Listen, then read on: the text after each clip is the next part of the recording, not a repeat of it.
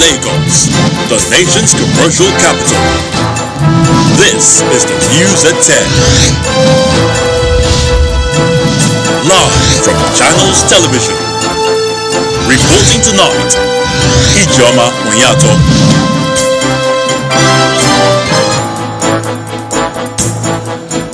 Hello and welcome.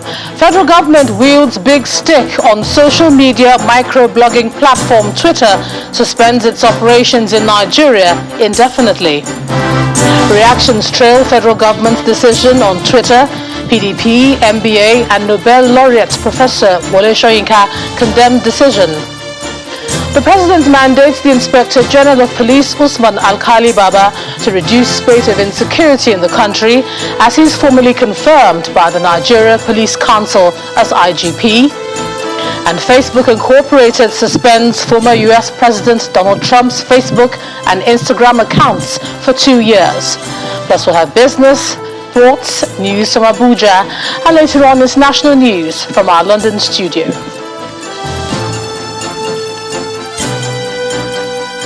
On business news tonight, deposit money banks begin deduction of 6 naira 98 kobo charges from customers' accounts for USSD transactions.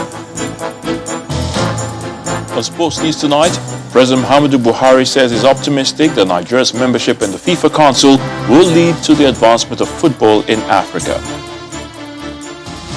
And from Abuja, the federal government, as well as the Judiciary and Parliamentary Workers' Union, reach agreement on the implementation of financial autonomy for them.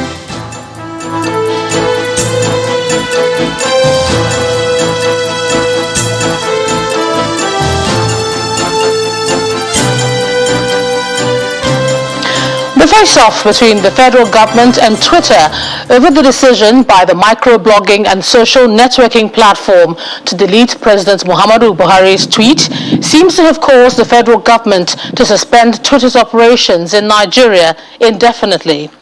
The Minister of Information and Culture, Lai Mohammed, announced the suspension in a statement issued in Abuja today, citing the persistent use of the platform for activities that are capable of undermining Nigeria's corporate existence. The minister said the federal government has also directed the National Broadcasting Commission to immediately commence the process of licensing all OTT and social media operations in Nigeria.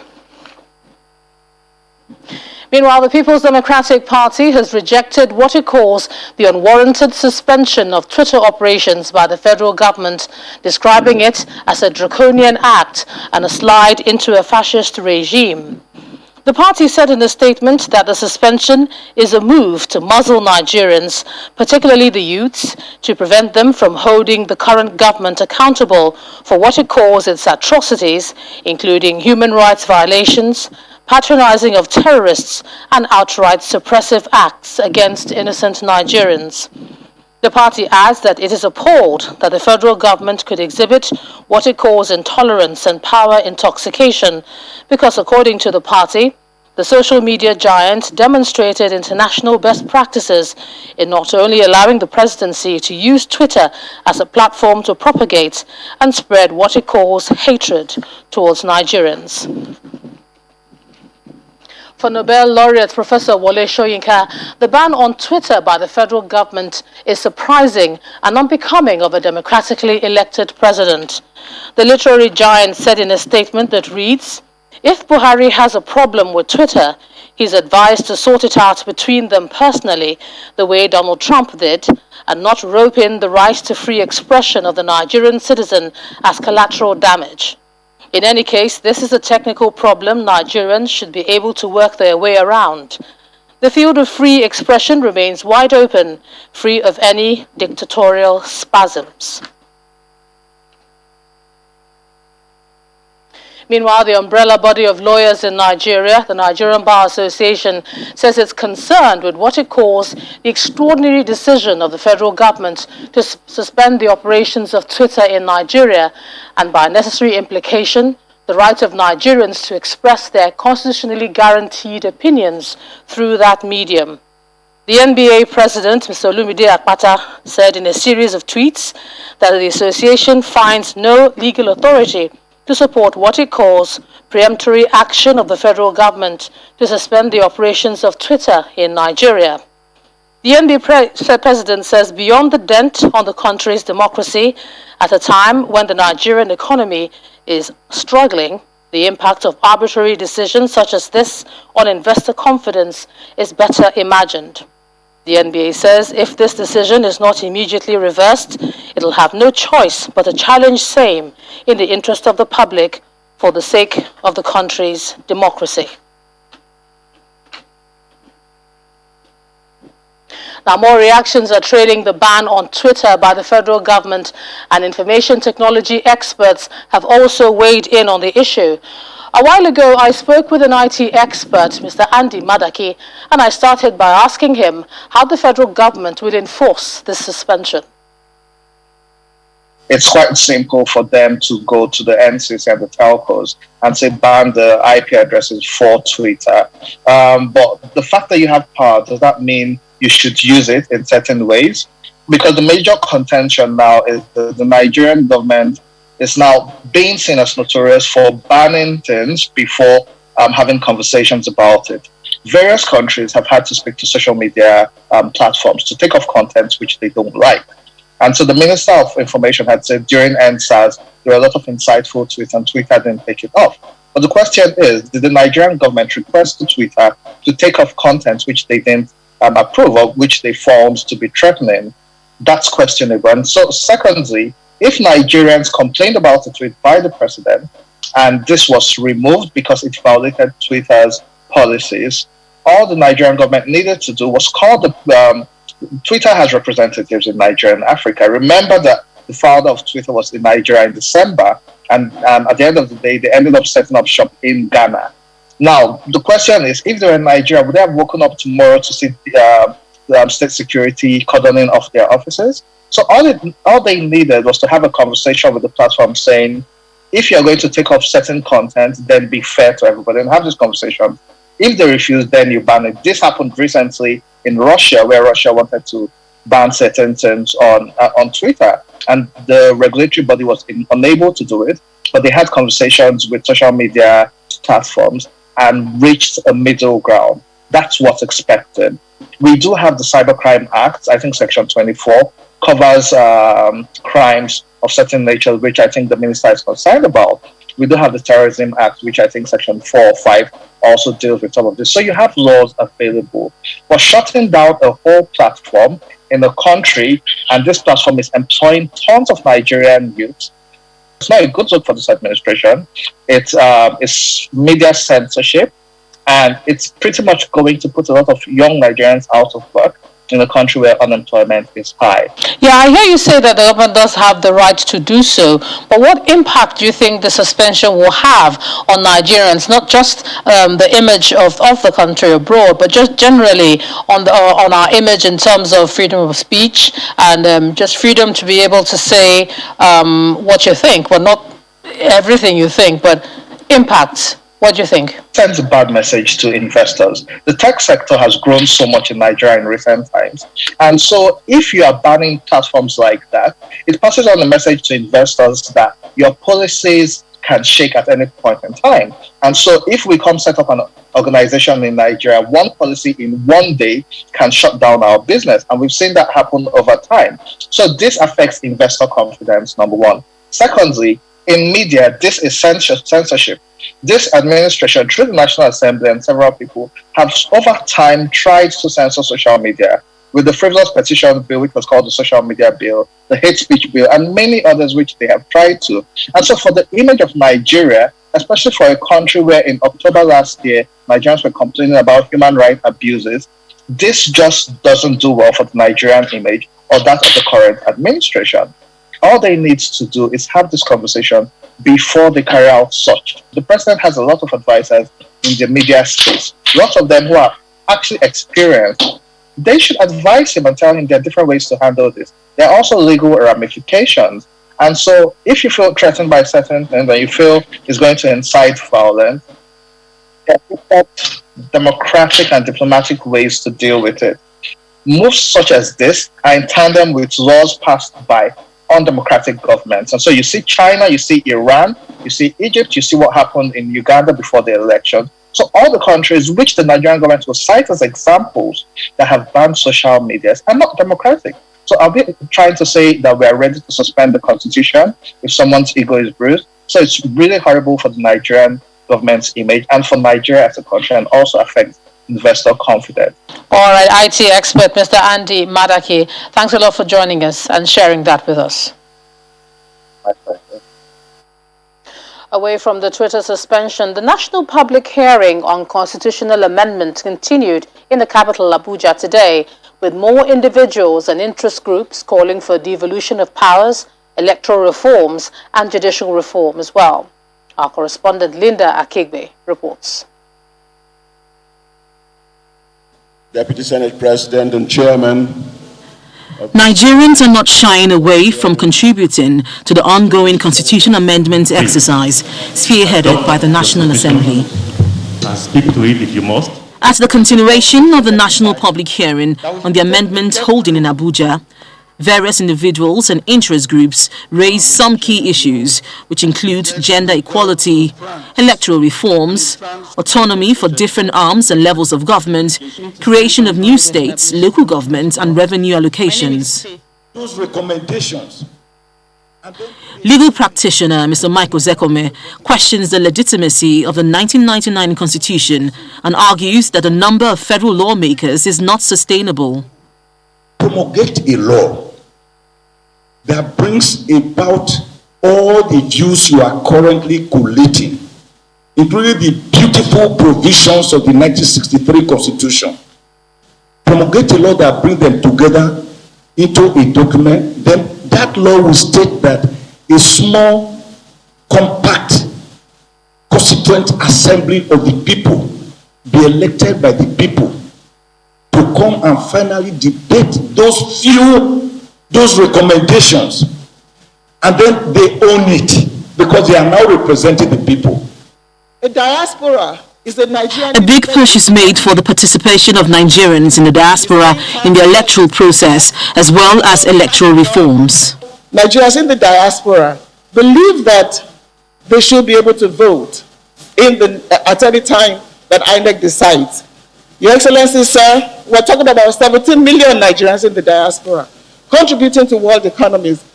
We're asking that the independence of INEC should be properly espoused in the Constitution, and also for the National Assembly to look at the issue of cross-carpeting and, of course, electronic voting. I think we can do things with regards to restructuring, with regards to ensuring that the states take care of security. They have their own state police, as most people are saying now, because of the circumstances that we face of insecurity in our country. The national public hearing on the amendment of the 1999 Constitution comes to an end in the capital city. In the last 2 days, we saw various individuals and interest groups make presentations on more than 16 issues up for amendment in the 1999 Constitution. We even saw some people call for a brand new constitution. Now, going forward, the Senate Committee on Constitutional Amendment is expected to collate all these views and memoranda and come up with a report which it will present before the Senate at plenary. From International Conference Center, Abuja, Linda Akibe, Channels Television News. Meanwhile, the Christian Association of Nigeria wants the National Assembly to remove the immunity clause from the Constitution, thereby making every Nigerian equal before the law. The body is also demanding the creation of new states across the country to ensure administrative and government dividends. Addressing journalists in Abuja, CAN's General Secretary Reverend Joseph Daramola explains that the association has crafted a memo which covers their demands and submitted it during the Senate's national public hearing on the amendment of the Constitution. In part 2, after the break, the President mandates the Inspector General of Police, Usman Alkali Baba, to reduce the spate of insecurity in the country, as he is formally confirmed by the Nigeria Police Council as the IGP. In a moment, please join us again.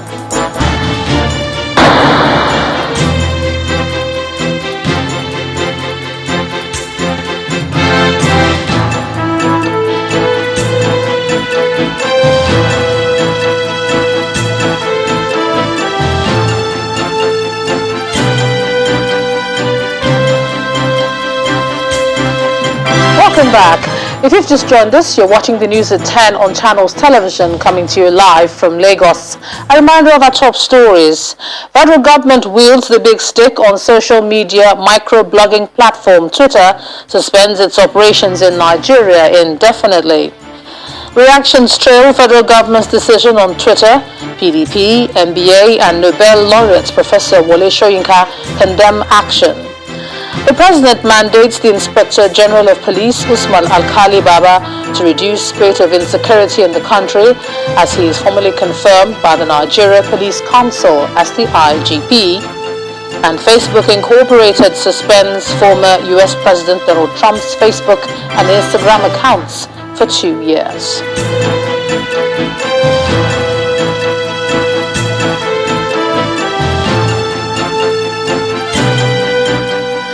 To take another look at the Constitution Amendment review and the different positions, particularly that of the Christian Association of Nigeria, wanting the National Assembly to remove the immunity clause. And while addressing journalists, CAN's General Secretary spoke about the need to craft a memo, which they've done, covering their demands, and have submitted same to the Senate.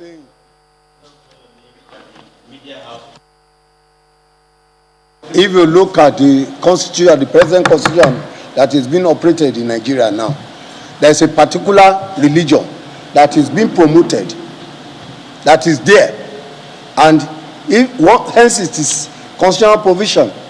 It is very difficult for anybody to do anything. But we are saying, if you want to leave it, you either remove it, because we are a secular state.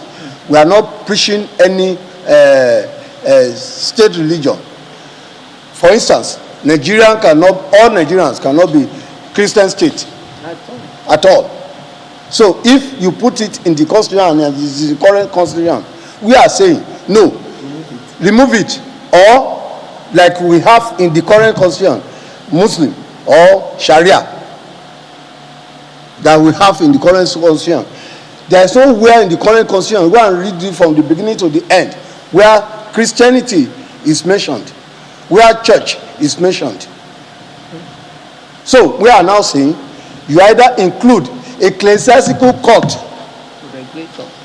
for the Christians, or, because if you look at the Sharia, you see the Sharia courts from the lowest to the court of appeal, Sharia court of appeal. There is nowhere in the constitution, except we want to deceive ourselves in this country. To security matters now, 12 farmers are said to have been killed and 9 others injured by suspected bandits in Magami and Mayaba communities in Gusau local government area of Zamfara state. The armed bandits reportedly launched the attack when the farmers were on their farms. The bandits are said to have carted away livestock and other valuables, while the victims have been buried according to Islamic rites. In another attack, about 10 people were reportedly killed and many cattle rustled in Baradi and Girkau villages of Anka local government. The bandits also set 1 motorcycle ablaze. The spate of insecurity across the country is still a major concern to the country's leadership, and the President today gave the newly confirmed Inspector General of Police, Usman Alkali Baba, a directive to do everything possible to significantly reduce the rising cases. President Muhammadu Buhari gave the directive to the police chief today at the Police Council meeting, where he also confirmed him as the Inspector General of Police after being in acting capacity for 2 months. Our State House correspondent Gloria Umezuki reports. President Muhammadu Buhari presides over the meeting of Police Council at the First Lady's Conference Room. As usual, he is joined by the Vice President, Professor Yemi Osinbajo, members of Cabinet, heads of security agencies, governors and other members virtually. At such meetings, the Acting Inspector General of Police is expected to receive confirmation. In a briefing afterwards, indeed, the Minister of Police Affairs affirms the approval of Council. Fortunately, the Council, because of the track records of service of the appointee, the Inspector General of Police, Usman Baba Alkali, was unanimously confirmed as the Inspector General of Police for the Federal Republic of Nigeria. And Mr. President used that opportunity to congratulate him for this appointment and to call on him to ensure that the confidence that Nigerians have reposed in him is not left to waste, that he should wake up to the challenge and ensure that the security challenges that this country is facing are brought to the barest minimum. The Inspector General of Police had earlier briefed the Council on the threats to national security and some of the efforts underway to stem the menace. What is seriously worrisome in the southeast is gradually being checked, and results is very positive as to the attacks and killings on security agents, assets belonging to federal government, particularly that of the military, the police, INEC, and so forth. Our ability to checkmate this lawlessness has improved, and we are getting closer to something positive. The police chief also makes clear that allegations about the invasion of foreign herders in the southwest would be thoroughly investigated. From the presidential villa, Gloria Umezuke, Channels Television News. And for the Nigeria Supreme Council of Islamic Affairs and the Jamaatul Nasir Islam, more political will is needed on the part of the federal government in confronting the current security challenges. That recommendation was echoed today at a two-day symposium organized by the two groups in the nation's capital, Abuja. Speakers include former presidential candidate Ambassador Bashir Tofa and the Director of Publicity of the Northern Elders Forum, Hakim Baba Ahmed. They called for unity among Nigerians as they criticized politicians for playing up differences. Our correspondent Empress Simon reports. The Vice President's Spring Council for North to west, east to south, insecurity stares Nigeria in the face, and this gathering is aimed at discussing the problems and ways of tackling them. The Vice President of the Supreme Council for Sharia in Nigeria sets the ball rolling for the discussion. The recent disturbing developments of the series of reckless attacks on national assets and targeted communities is dragging an already sick nation into another disastrous and dangerous locus. Among many factors identified to be responsible for the crisis in Nigeria are the issues of disunity, activities of unscrupulous politicians, and the gaps created by the current constitution of Nigeria. There are many defects in the manner our constitution and federal systems are designed, but there are bigger defects in the quality of our leadership. Good leaders will make even a defective constitution tolerable. Nigeria's tragedy is that we have a constitution that requires critical scrutiny and overhaul, and a political elite that has no place in a Nigeria that needs to find a new lease of life. We need Christians, to also work with, so because it is our country together. It's not just our sole responsibility, it's the responsibility of all Nigerians. But once Muslims are united, they can take the lead. On the current situation in the southeast region, participants at the symposium want issues of injustice and marginalization to be addressed. If we can be able to correct most of the past injustices, the idea of IPOB or Duduwa Republic, whatever you call it, will have to come to an end. Democracy is about discussion, it's about dialogue and so on. If you have any grievance, you have representatives whom you can send in whatever you have so that it is discussed. As the symposium closes, the take-home here is that all Nigerians, irrespective of religious or ethnic differences, are important and must unite for the progress of the country. Empress Simon, Channels Television News. Civil rights activists in Kwara State are demanding justice for Blessing Olajide, an undergraduate of the University of Ilorin, reportedly raped and killed. The 300-level agriculture science undergraduate was murdered at her home along the University Road, which is off campus, an incident the rights activists describe as one too many. The state government is also promising to get to the root of the matter and ensure the arrest of the perpetrators.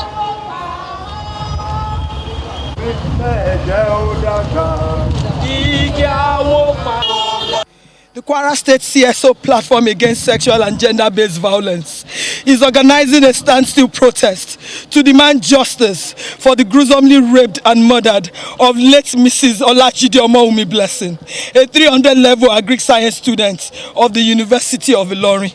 The CSO frowns at this ugly incident, which happened on Tuesday, 1st of June 2021 at Tanke area, Ilorin, Kwara State, right in her house. The continuous incident of sexual violence against women and girls requires the government to take stringent measures to protect our women and girls. As a mother, it's a pathetic issue that happens today because nobody as a parent or mother that can bear this. Because I know if you want to talk as a mother or a parent, we know how we value our children, be it male or female. What happened to Olubunmi is a pathetic one, in which I don't think any parent can bear it. It's unbearable. It's unbearable. And I think that the perpetrator, the investigation will still continue. And the perpetrator, they just have to face the justice. And justice must be done.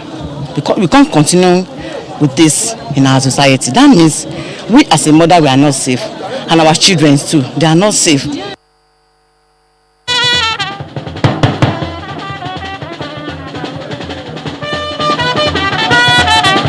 Another form of protest held in Ondo State, where youths from oil-producing communities of Ilaje and Eseodo local government areas staged a protest to demand the setting up of the board of the Niger Delta Development Commission in the area. They're also asking for the appointment of an indigene of the area as a managing director of the commission.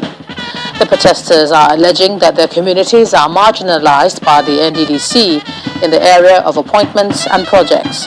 They marched to the office of the NDDC in the town and sealed the building.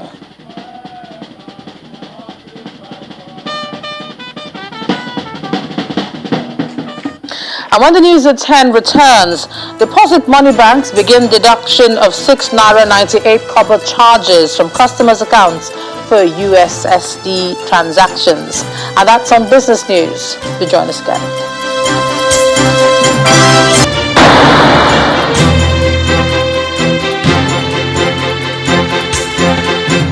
Welcome back to the news at 10. The Imo State Governor Hope Uzodinma has disengaged all special advisors and senior special assistants as well as special assistants. According to the Commissioner of Information who briefed newsmen at the Government House Owerri, the dissolution is the outcome of a recommendation by a commission earlier set up by the Governor to carry out a performance appraisal of the duties of all SAs and SSAs. He says the report also recommended the restructuring of appointments for optimal service.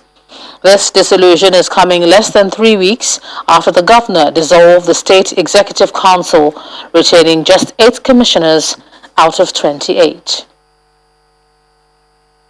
The chairman of the Economic and Financial Crimes Commission, Abdul Rashid Bawa, is asking the United Nations General Assembly to simplify the requirements for timely recovery and return of stolen assets.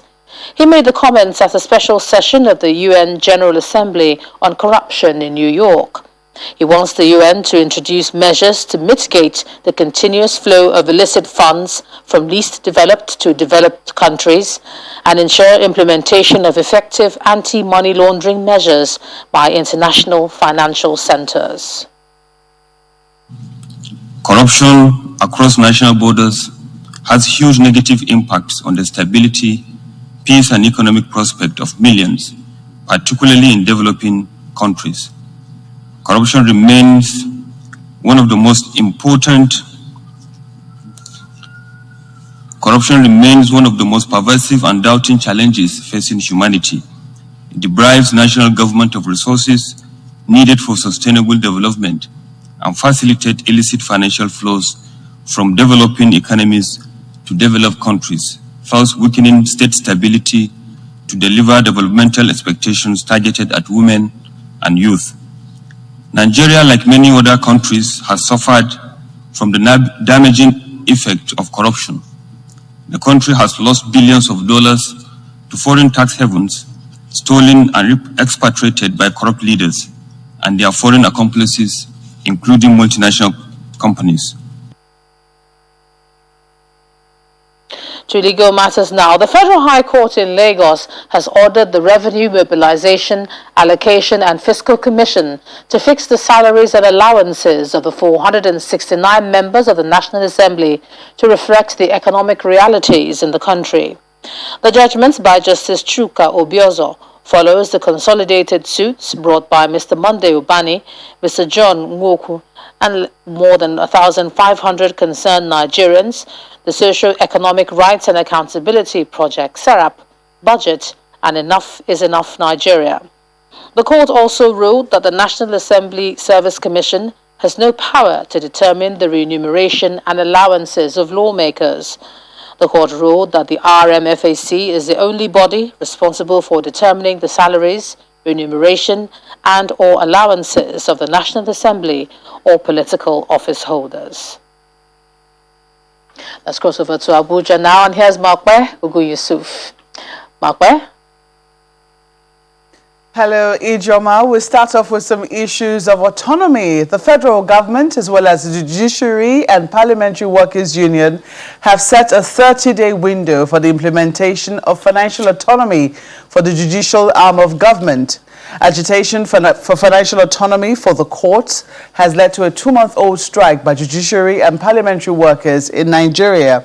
The government says it's hoping that the courts and state houses of assembly will be open for business next week, having signed the agreement for the implementation of financial autonomy with the governors and the workers' union.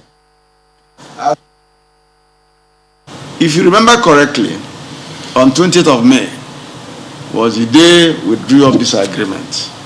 And in this agreement also, it says we start implementation from the day we sign.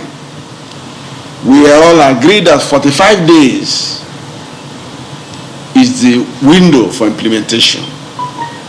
But we don't have to wait for 45 days before calling off the strike.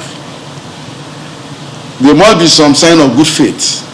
And that sign of good faith is that they're going back to their members to say, even if the money has not come in, we are hopeful that in the next 25 days, because, 30 days or thereabout, because from 20th to today, we're talking about maybe 15 days.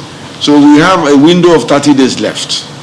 So right now, we expect the unions, the two unions, to go back to their members and give them final briefing on what have been achieved today. We expect that with this achievement of today, that by next week, the doors of our courts, the chambers of our courts, the doors of our State House of Assembly will be open for activities, business activities to resume there. And in matters of development, River State Governor Nyesom Wike has flagged off the construction of 2 hostel blocks and a multi-purpose hall to be built by the River State government at the Nigerian Law School in Yenagua, Bayelsa State. Governor Wike says the 2 hostels with a combined capacity of 900 bed spaces and the 1,500 capacity auditorium will cost the River State government at least 5 billion naira to build. He says the projects fit into his desire to see law students from the South-South region study in a conducive environment. After 7 days of project flag-off and commissioning in River State to mark the 6th year in office, Governor Nyesom Wike is at the Nigerian Law School in neighboring Bayelsa State. Excellency, welcome, sir. His mission is to flag off the construction of 2 hostel blocks of 900 bed space and a 1,500 capacity auditorium, a gesture that is said to be essential, especially at this critical time in the history of Nigeria. The current carrying capacity of our 6,000 has become grossly inadequate to account for deficit in infrastructure like hostels, classrooms, etc., for students. Hence, the urgent need for the intervention and assistance in these critical areas. The lawyers will say, res ipsa loquitur. The thing speaks for itself. You have written your name in the sands of time by what you are doing at this time in the Nigeria. In the words of the host governor, represented by his deputy, this gesture testifies to the bond between Rivers and Bayelsa, and indeed the South-South states. We are very happy for this hand, very long hand of cooperation and fellowship that you have extended to this campus, which is the right thing to do, because the elder brother we have appear to have neglected us, the junior ones. So we need to learn to live together. For Governor Wike, this benevolence is a sign of more goodwill if only the Council of Legal Education is ready for the partnership. The current capacities of the entire law school, the campuses, cannot take more than 6,000.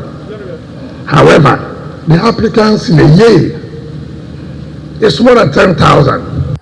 If you approve today that there should be a law school in Port Harcourt, give me 6 months, everything will be provided for you. Before flagging off the projects on behalf of the Attorney General of the Federation, the Solicitor General urges the River State government to submit its proposal for the new law school in Port Harcourt for consideration.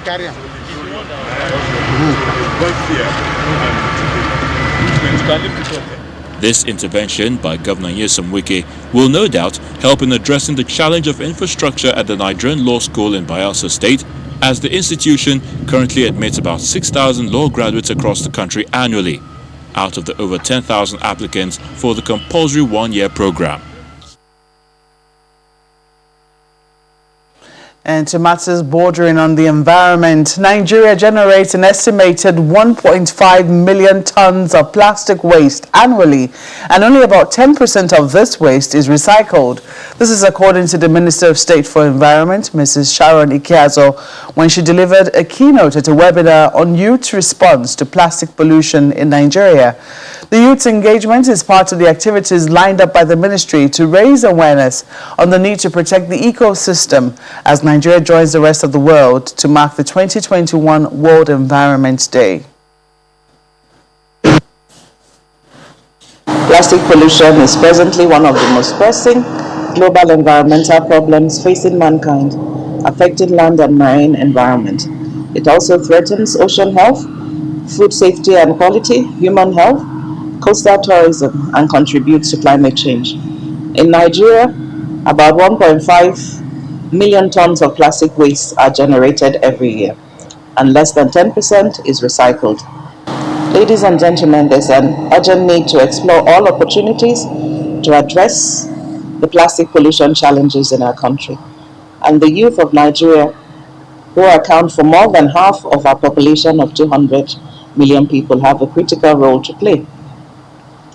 Consequently, to the above, I am challenging our youth to respond to the plastic pollution challenge and continue organizing themselves into groups, associations, clubs, and so forth as a vanguard of change to continually educate the general public and themselves on the negative impacts of plastic pollution and modern management solutions to quicken our behavioral change from core to modern waste management practices. I urge them to also act as pressure groups and demand for the necessary political will and legislative change to control plastic pollution and its eventual elimination. Meanwhile, a group of environmentalists and green enthusiasts in Nigeria have come together to raise awareness on how climate action can be taken to restore the ecosystem. At a webinar organized by Green Hub Africa and the United Nations Information Center, experts share insight on how to make peace with the planet. This year's theme is ecosystem restoration. There is currently a global call to restore the planet Earth and make peace with nature. In commemoration of the 2021 World Environment Day, organizations and environmentalists in Nigeria are joining their counterparts around the world to raise their voice and take climate action through this webinar by Green Hub Africa in collaboration with the United Nations Information Center. Nigeria is a climate vulnerable nation. Rising temperatures will see increases in extreme heat and changes in rainfall patterns that drive more flooding and droughts. This would be extremely disruptive to agriculture production, which is a primary source of income for many in this country. What can you do to help or contribute to climate action? I encourage Nigerians, especially those of influence watching today, to make their voices heard and call for ambitious climate action from these developed nations. On an individual level, there's much we can do to minimize our carbon footprint and live a sustainable life. In this conversation, the media is asked to play a pivotal role while reporting stories on the environment. We recognize the media as critical stakeholders in this conversation, and so we are basically going to have this group of people who we engage regularly, who we talk to regularly, and who we help to demystify the subject of environmental sustainability and climate change. What we want to do is to build a network of interested and active people in the media to connect on climate change and broader sustainable development issues in Nigeria. It's important that the media is aware of these issues and they can understand the issues before now they can communicate to the public through the media platforms. So that is the kind of network that we need to build, and I think it's a great opportunity for us to start that engagement. This year's theme, Ecosystem Restoration, is a call to revive and halt the degradation of ecosystems to achieve global UN goals. Away from environmental matters now, the Ekiti State government has suspended the consequential adjustment of the new minimum wage for officers on grade level 7 to 12 for 3 months, effective from May. The decision follows an agreement reached and signed by the representatives of the government and leaders of the Nigeria Labour Congress, Trade Union Congress, and Joint Negotiating Council in Ado-Ekiti, the state capital, based on current economic realities. The agreement also includes reduction in the monthly running grants released to ministries, departments, and agencies, just as 10% of the internally generated revenue, being the state responsibility to the State Joint Account Allocation Committee, will be released henceforth. The agreement also provides that Governor Kayode Fayemi, political office holders, and other top government functionaries will again have 25% of their monthly salaries slashed for 3 months. The labor leaders have asked government to ensure it honors the provisions of the agreement reached. Well, that's all from Abuja, and Wawodo is standing by with business news. Banking so easy, so simple. Dial *894# now to experience it. You first, First Bank.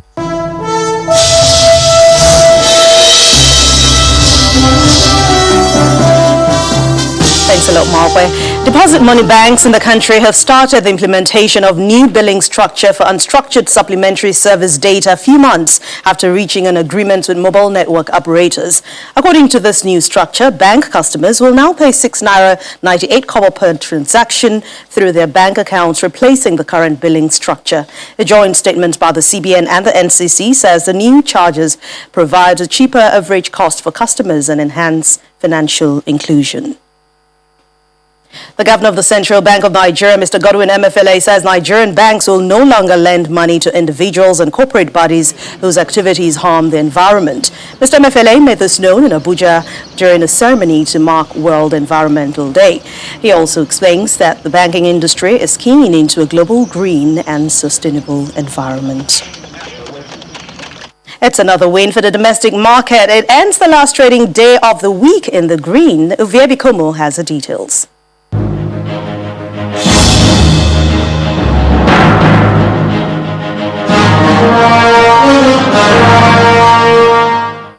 local equities market is gradually getting its groove back in the new month as the rebound, which started on Wednesday, enters a third consecutive day. Interestingly, Friday's trading session ended with the highest gain when compared to the last two sessions, following the 0.46% increase on the all-share index, which comes on the back of sustained bargain hunting by investors.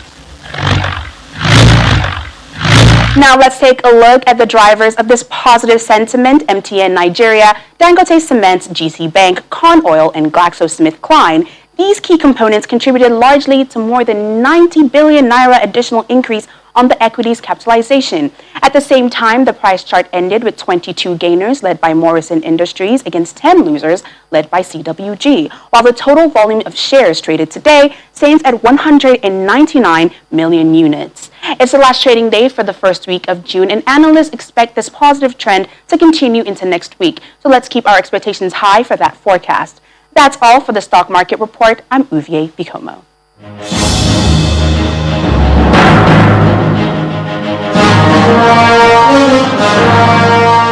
Thank you, Vie. Wall Street is also green today as stocks climbed after major report signals solid gains for the U.S. economy. Let's see the closing numbers for Friday.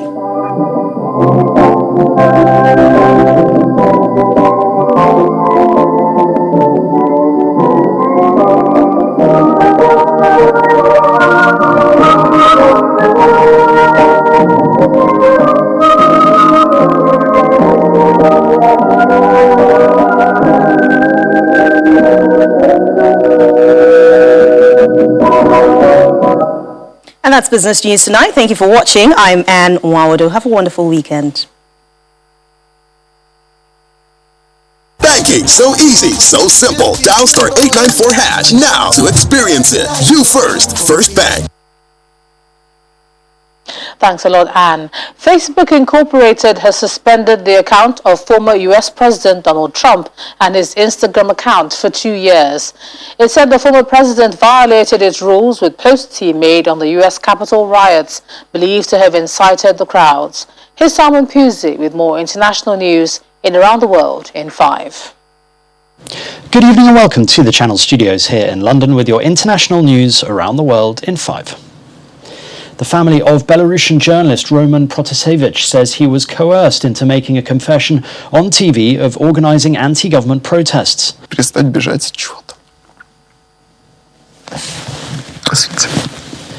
In a tearful appearance on state TV, he praised President Alexander Lukashenko and admitted attempting to topple him. But human rights and opposition campaigners say he was tortured. Mr. Protasevich was arrested in Minsk last month after his flight to Lithuania was diverted. Pressure is more powerful than... Meanwhile, the Belarusian opposition leader has called on the United States, Britain and the European Union to act jointly to put more pressure on the current administration. She made the comments during a visit to Warsaw in Poland ahead of a summit of G7 rich countries in next week. Well, finance ministers from the G7 group of nations have been meeting already, hoping to agree to a global deal to raise more tax from the likes of Google, Facebook and Amazon. The gathering, chaired by British Finance Minister Rishi Sunak, is the first time the ministers have met face-to-face since the start of the coronavirus pandemic. Countries have struggled for years to agree on a way to raise more tax from large multinational companies. Mr. Sunak said he was hopeful a deal could be reached. People in Hong Kong are marking the 32nd anniversary of the Tiananmen Square massacre, while authorities banned vigils to commemorate the event, citing the COVID-19 pandemic as the reason. Earlier, officials arrested pro-democracy activist Chow Hang-tung, who organises annual vigils for victims of the Tiananmen Square crackdown. On the streets, thousands of people are out on patrol to prevent people from gathering. University students held a minute's silence in front of the Pillar of Shame, a concrete sculpture commemorating victims of the 1989 massacre. The International Chemical Weapons Watchdog has told the UN Security Council 17 cases of chemical weapons were likely or definitely used in the conflict in Syria. The declaration submitted by the Syrian Arab Republic. The watchdog investigated 77 allegations of chemical weapons used in Syria in total. Russia has sharply criticized the OPCW and its investigators, accusing them of factual and technical errors and acting under pressure from Western nations. British holidaymakers in Portugal have been reacting to the UK government's decision to remove Portugal from its so-called green list. The move to the amber list means UK tourists should not visit the country and returnees must isolate for 10 days. The UK government said the decision followed increased concern about a mutation of the Delta variant, which was first identified in India. Portugal has said it could not understand the logic behind the move. There are reports of fresh clashes on the border between the Central African Republic and Chad. The clashes come just days after 6 Chadians and 3 Russians were killed in fighting at a border post, and several weeks after Chad's military claimed victory over militants. Both countries have called on the United Nations and the African Union to investigate last week's incident. South African researchers, backed by Russia's Rosatom Corporation, are injecting rhino horns with radioactive materials in a pilot study to help curb the illegal rhino horn trade. The scientists are working to make smuggled horns detectable at global ports of entry and less desirable to buyers. South Africa is home to the world's largest rhino population, whose horn is one of the most expensive commodities in the world by weight, fetching tens of thousands of dollars per kilogram. And finally, a US government report on sightings of UFOs found no evidence of alien activity, but does not rule it out.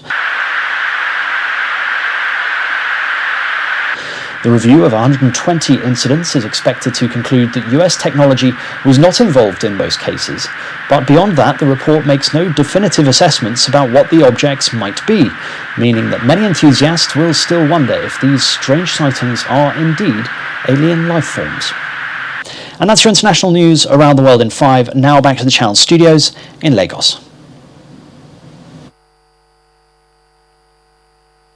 Many thanks, Simon. The indomitable Lions of Cameroon, who suffered elimination from both the 2018 FIFA World Cup and 2019 AFCON at the hands of Nigeria, have beaten the Super Eagles 1-0 in a warm-up game in Austria. Fulham midfielder Andre Zambo Anguissa scored the only goal in the 36th minute. Both teams will clash again Tuesday night in a second friendly. President Muhammadu Buhari has expressed optimism that the membership of the Nigeria Football Federation President Amaju Pinnick into the FIFA Council will provide benefits that will lead to the advancement of football in Africa and Nigeria. President Buhari urged football stakeholders to provide Nigeria with a 10-year football master plan that will ensure youth football development in line with FIFA's commitment. Spain and Portugal have made their bid to host the 2030 World Cup official in a small symbolic ceremony at the Metropolitano Stadium in Madrid. The Portuguese Prime Minister Antonio Costa and Spanish Prime Minister Pedro Sanchez signed their accord in the presence of Spain's King Felipe and Portugal's President Marcelo Rebelo de Sousa at the Atletico Madrid Stadium. And that's sports news.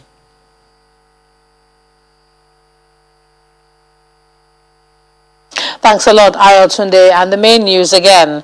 The federal government today wielded the big stick on social media microblogging platform Twitter by suspending its operations in Nigeria indefinitely, with the reactions condemning that decision. That's the news at 10 tonight. Thanks for staying with us. I'm Ijoma Onyato. You have a great weekend, but stay safe and good night.